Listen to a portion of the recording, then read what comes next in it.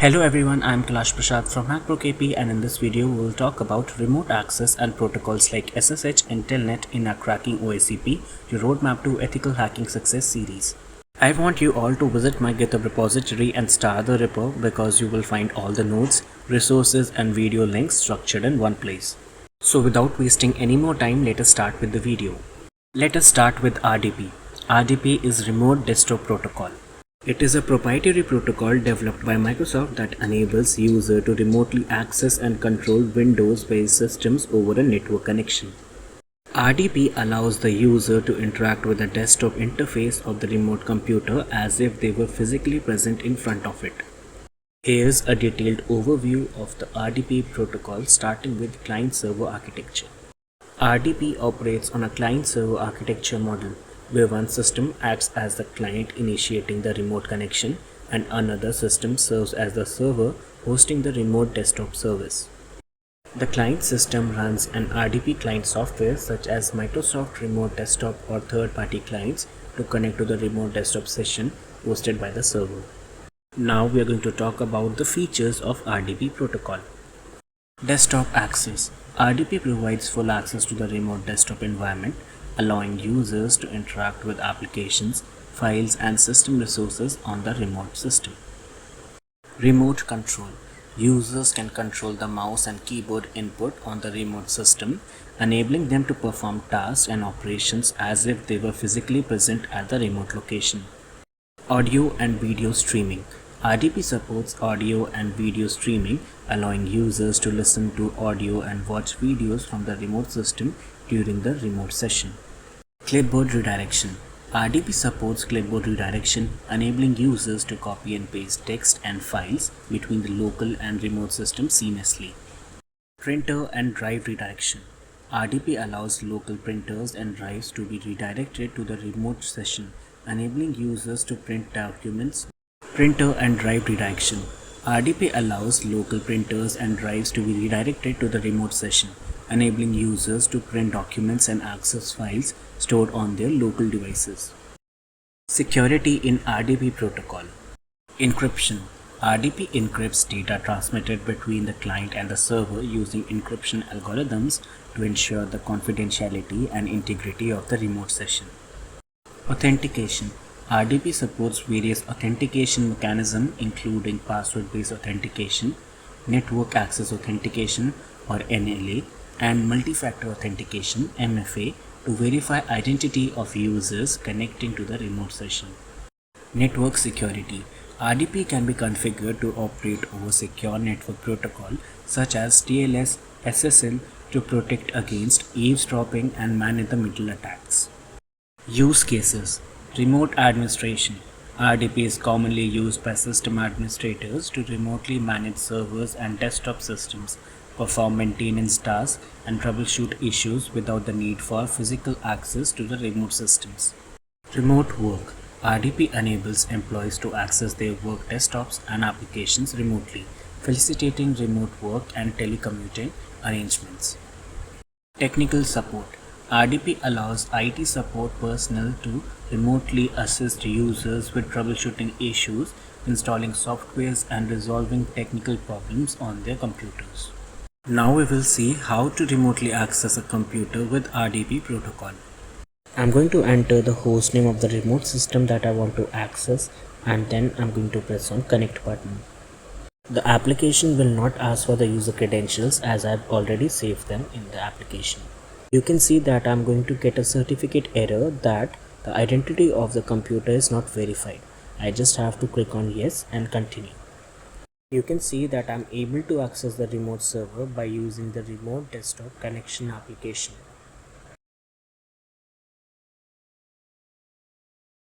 Now we will see how to access a remote server by mentioning the IP address in the computer field.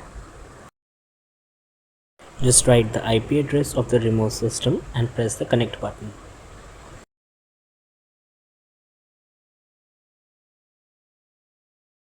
You can see that it is asking for my user credentials to access the computer. I am going to quickly enter those details and press on the OK button.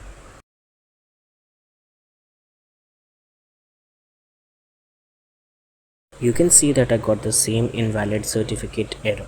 You just have to click on yes and continue.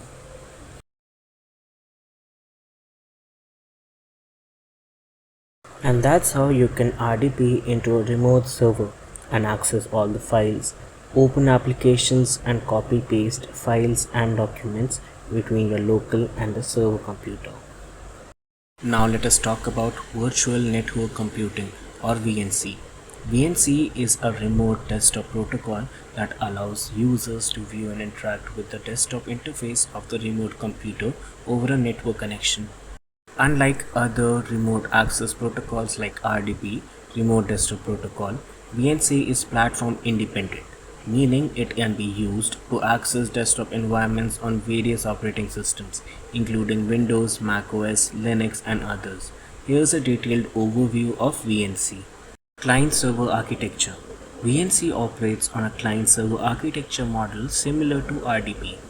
The VNC server software runs on the remote system, hosting the desktop session that the user wants to access remotely.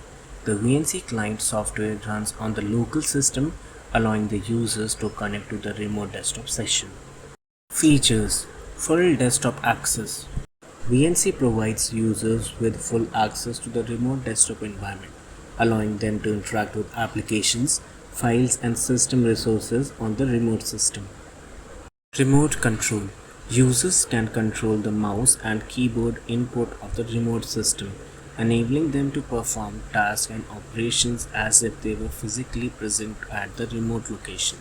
Screen sharing. VNC supports screen sharing, allowing multiple users to connect to the same desktop session simultaneously and collaborate in real time. Some VNC implementations include file transfer capabilities, allowing users to transfer files between the local and remote system during the remote session. Clipboard sharing.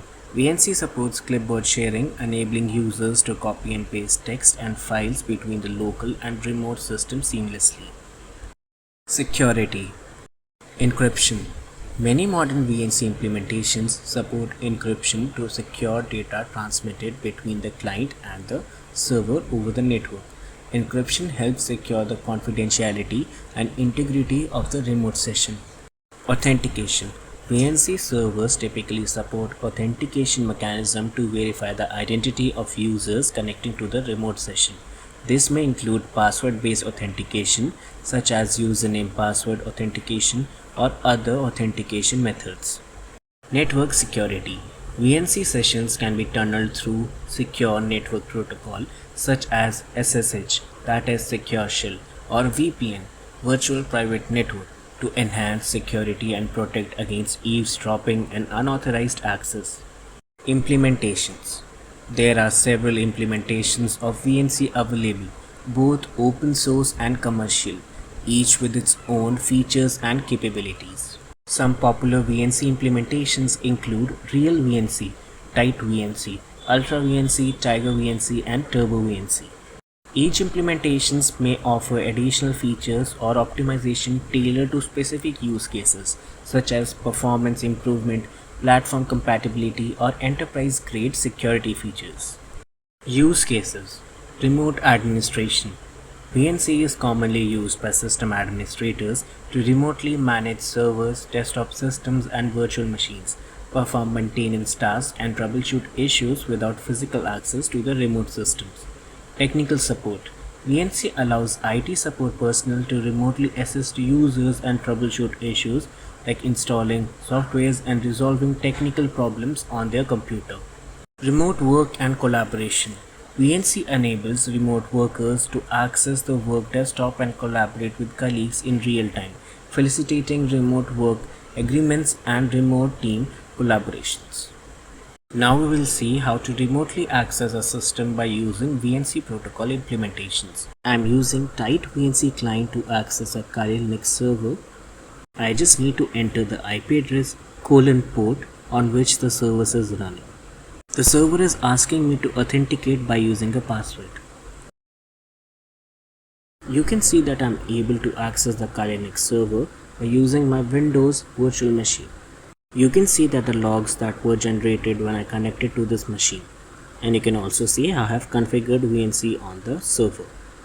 Now we are going to talk about Secure Shell or SSH. It is an cryptographic network protocol that provides secure communication over an unsecured network. SSH is commonly used for remote access of Unix-like operating systems, example Linux or macOS, but can also be used for secure communication and data transfer between network devices. Here's a detailed overview of SSH. Encryption and authentication. SSH encrypts data transmitted between the client and the server to ensure confidentiality and integrity. It uses cryptographic algorithms to protect against eavesdropping, tampering, and other security threats. SSH supports various authentication methods to verify the identity of users connecting to the remote system. Common authentication methods include password-based authentication, public key authentication, and host-based authentication. Public key authentication is often preferred for its security benefits, allowing users to authenticate without transmitting passwords over the network. It involves the exchange of cryptographic key pairs where the client possesses a private key and the server holds the corresponding public key. Client-server model. SSH operates on a client-server model where one system, the SSH clients, initiates a connection to another system, the SSH server, to establish a secure communication channel. The SSH client software is typically installed on the user's local system, allowing them to connect to the remote system and access their command line interface or execute commands remotely. The SSH server software runs on the remote system, listening for incoming SSH connections and authenticating users attempting to connect to it. Terminal access and command execution. SSH provides users with secure command line access to remote systems, allowing them to execute commands, run scripts, and perform administrative tasks remotely. Users can open a secure SSH session to a remote system and interact with its command line interface as if they were physically present at the remote location. SSH supports various terminal emulation modes, allowing users to work with different types of terminal environments and shell programs, example Bash and ZSH. Secure file transfer.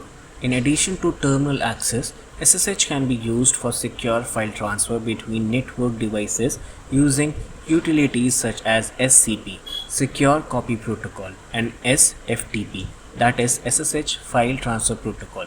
SCP allows users to securely copy files between local and remote systems using the SSH protocol. It provides similar functionalities to the traditional CP command but encrypts data between transmission. SFTP is more advanced protocol that provides a full-featured file transfer service over SSH. It supports operations such as file uploads, downloads, directory listing, and file permission management in a secure manner. Tunneling and port forwarding. SSH supports tunneling and port forwarding, allowing users to secure and encrypt network traffic between two systems by tunneling it through an SSH connection. SSH tunneling can be used to secure other network protocols, example HTTP, FTP, or create encrypted VPN-like connections between systems. Port forwarding enables users to forward network traffic from a local port on their system to a remote port on another system via an SSH connection, providing secure access to services running on a remote system. Now we will see how you can access a remote system by using SSH. You will use SSH space username @IP address to access the system. You are going to fingerprint the certificate, so enter yes. After that, write the username password. After authenticating with the correct username and password, you will be presented with the command line interface of the remote system. And now you can access the system remotely. Now we will talk about Telnet. Telnet is a network protocol used for remote terminal access. It allows a user on one computer to log into another computer that is part of the same network and interact with its command line interface as if they were physically present at that remote location. Telnet operates over TCP/IP networks and provide a simple text-based communication mechanism between client and server system. Here is a detailed overview of Telnet. Client-server architecture. Telnet operates on a client-server architecture model where one system, the Telnet client, initiates a connection to another system, the Telnet server, to establish a remote terminal session. The Telnet client software is typically installed on the user's local system, allowing them to connect to remote systems and access their command line interface or execute commands remotely. The Telnet server software runs on the remote system, listening for incoming Telnet connections and providing users with access to the command line interface. Text-based communication. Telnet sessions are text-based, meaning the communication between the client and the server consists of plain text messages exchanged over the network. Users interact with the remote system's command line interface by typing commands and receiving text-based responses from the server. Telnet does not provide support for graphical user interfaces, GUIs, or multimedia content, as it is designed primarily for accessing text-based terminals and executing command line operations. Protocol operation. Telnet uses Telnet Protocol to facilitate communication between the client and the server system. The Telnet Protocol defines a set of commands and control sequences for negotiating terminal settings, handling inputs and outputs, and managing the remote terminal session. Telnet sessions are initialized by establishing a TCP connection between the client and the server system on the default Telnet port, TCP port 23. Once the connection is established, the client and server negotiate session parameters and begin the terminal session. Security considerations. Telnet session transmits data in plain text, which means that communication between the client and the server is not encrypted. As a result, Telnet is vulnerable to eavesdropping, packet sniffing, and man-in-the-middle attacks, where attackers can intercept and view sensitive information such as login credentials transmitted over the network.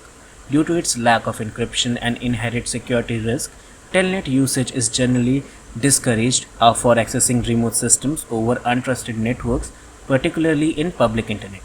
Use cases. Telnet was historically used for remote administration, troubleshooting, and accessing network devices such as servers, routers, switches, and printers. It provides a convenient way for system administrators and network engineers to manage and configure remote systems and network devices without physical access to the equipment. However, due to its security vulnerabilities, Telnet has largely been replaced by more secure remote access protocols such as SSH, that is Secure Shell, which offers encryption, authentication, and stronger security features to protect remote communication. Alright, now we will see how to remotely connect to a web server that is hosting a web page by using the Telnet protocol. The correct syntax for Telnet is Telnet space hostname space port number. Now we have successfully connected to example.com. Now we are going to send a GET request for index.html page. You can see that the connection was closed by the foreign host, but we got the HTML page. Alright hackers, that's a wrap for today's session. If you found value in this video, leave a like, share it with your fellow hackers, and comment below your thoughts. Don't forget to subscribe for more contents that will propel your hacking journey to new heights. Thank you for joining me today on HackProKP. I am Kailash Parshad, and until next time, happy hacking!